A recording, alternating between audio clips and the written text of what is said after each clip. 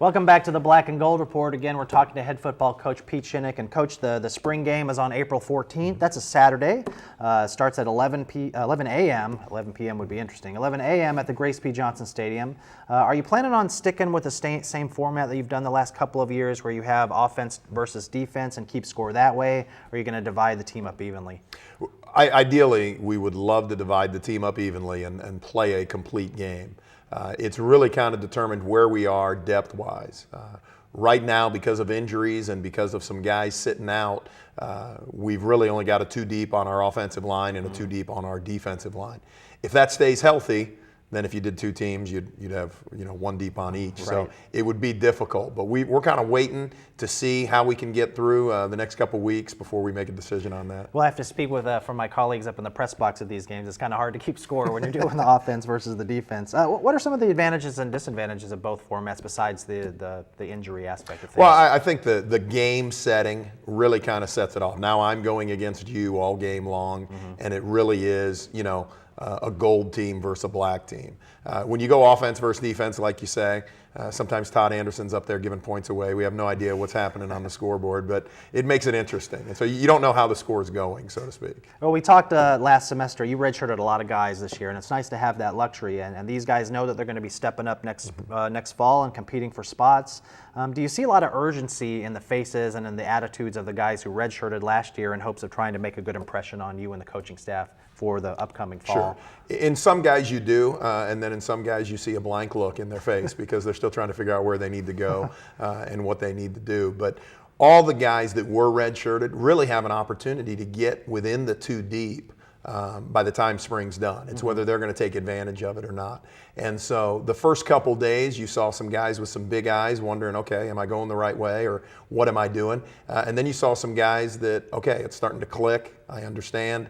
I can make this go. And so every guy that we redshirted for a purpose because we had an older guy that we felt was a little further along than they were. But now, it's open game. It's open competition for every position. So as we get further into this, hopefully, the wide-eyedness will go away and their confidence will continue to build. And they're still trying to recover from spring break, I'm sure as well. Well, the last time we talked to you, you had just signed a very good recruiting class, but have since added a kicker. You added Lumberton's Connor Haskins. What do you like most about Connor, and how do you see him contributing as a freshman?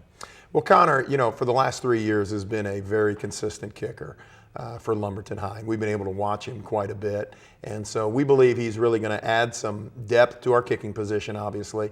He has a strong enough leg to where he can kick it out of the end zone. He kicked the majority of his kicks in high school out of the end zone.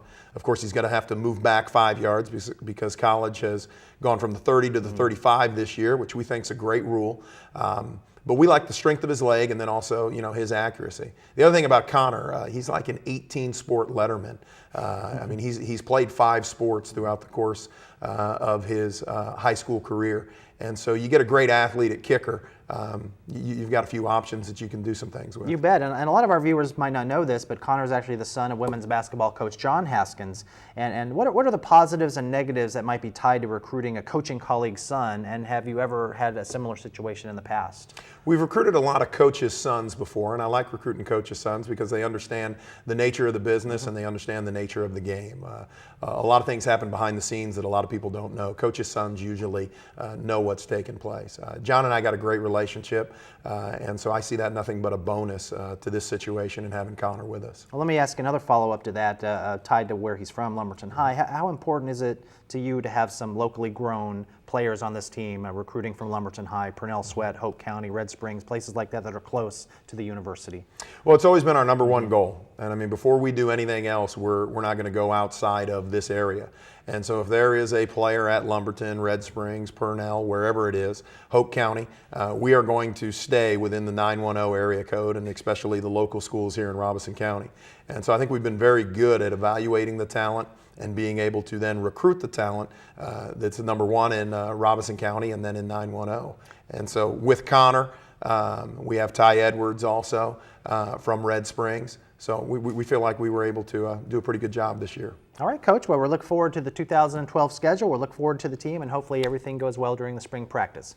And when we come back on the second half of the program, we're going to be talking to Brian Russo from the advancement department, so stay tuned.